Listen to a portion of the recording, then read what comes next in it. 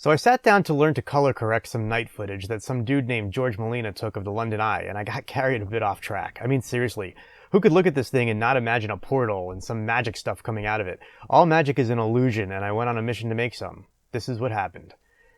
I started out color correcting because, like you, I want my TikTok to look... No, I'm just kidding. I don't use TikTok. I don't dance well enough for that, and I hate that vertical format. So I was looking at this video and I was all like, Voldemort's a jerk, but a cool looking one, and so are his deathy Edie thingies. I was like, I could make some death magic thingies come out of a magic portal in the eye and have it attack London. So I went to work. First I needed to figure out what the camera settings were for this. I looked at Pexels where I'd found this, and nope, George is awesome, but had no camera details, not even in the metadata. So, what to do? I know. I'll use F-Spy. F-Spy is a program that lets you bring in an image and figure out the camera angles and stuff. So in order to get a good image for F-Spy, I turned to Blender. The free Blender program that some of you may know of allows you to load in a movie file and write out a frame, or a series of image files. It's also used for lots of YouTube tutorials and NFTs. I only needed one frame, so this is what I did. I'd opened up Blender and loaded in the movie clip into the compositing workspace. This lets you play a video file. I'd added a viewer to the node to see the video. If you don't add a viewer node, you see nothing. Nada, zilch, zippers. Being that the camera in this shot doesn't move, I just rendered out one frame and then saved it as a PNG file. Once I had that, I'd opened up F-Spy and loaded it in.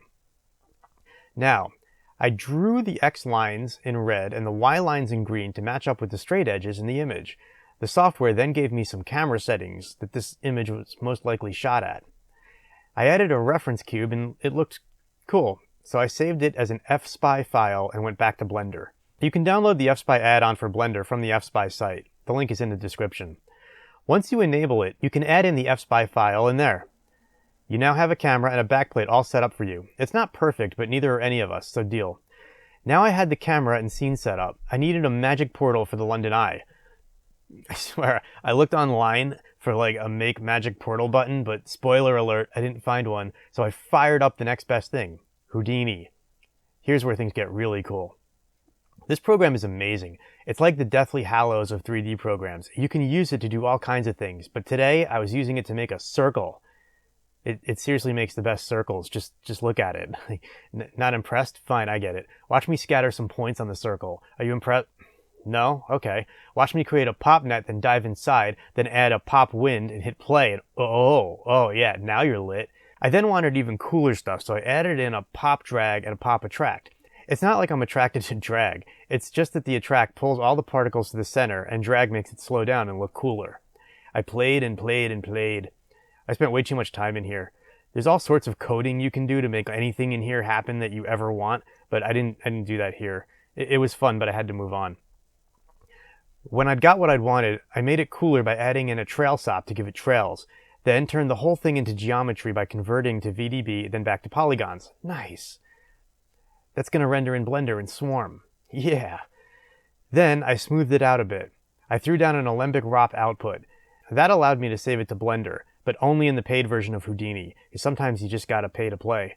You could do like all kinds of cool fluid stuff and particle stuff in Blender too. I just like using Houdini. I got carried away.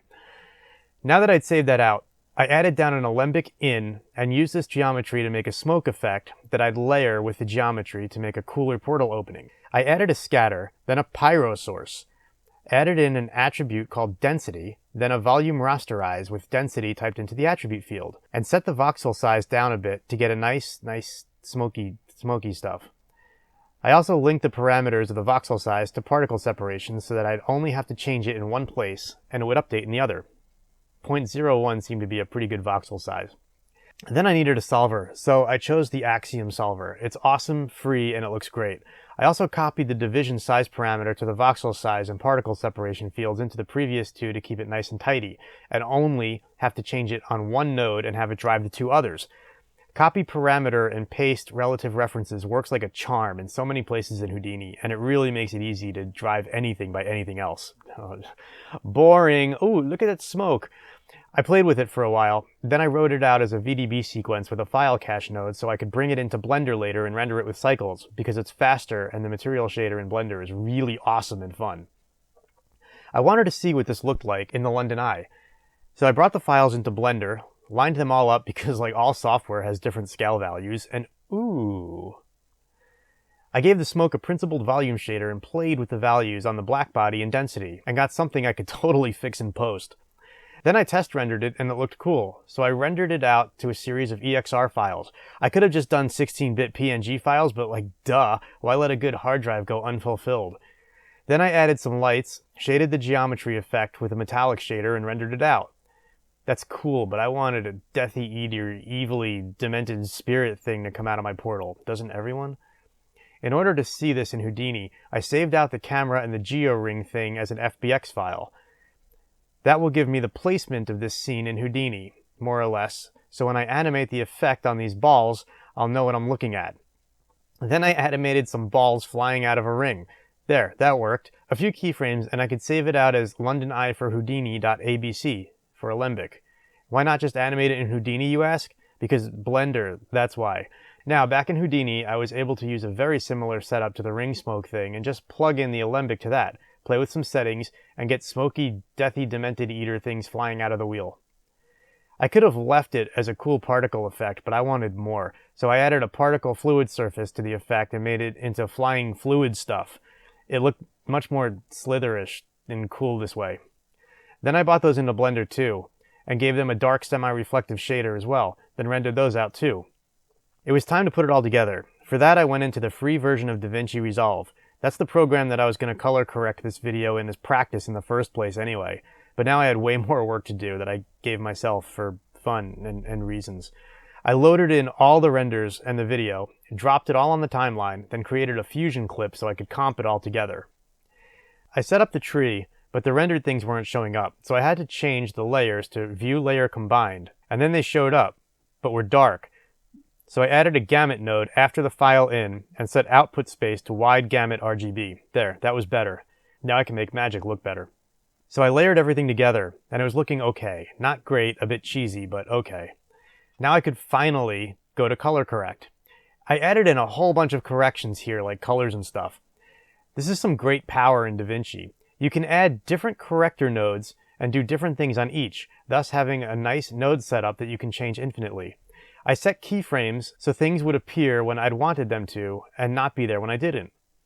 You just find the corrector you want to keyframe, find the parameter and hit key, then go to a different frame and change something and it animates. I looked for hotspots, and whenever the bright flashes happened in the smoke, I faked the exposure going in and out like a camera sometimes does with metering. I also added some masks to adjust the color and the brightness in the water. It had very blurred reflections, so I didn't have to worry about it too much, as I was going to add camera shake, and it's a fast effect where your eyes were probably going to be on the flying stuff anyway, so I cheated here. Last, I added some black bars on top and bottom effect for no other reason, then keyframed the position a bit randomly to give it a fake handheld look. You could even track one piece of footage and use that as a real handheld look and apply it to your other footage, but I just faked it here. Anyway, here's the final effect when I decided to stop and do something else for the night. It could be better, like whatever. This literally took me a couple of hours, mostly spent screwing around in Houdini because, well, Houdini's addictive. So the Houdini file will be up on my Patreon along with some compositing tutorials, a vellum tutorial for Houdini, and lots of other files from my other videos. It's cheap now, so enjoy. The link is below. See you in the next video. Thanks.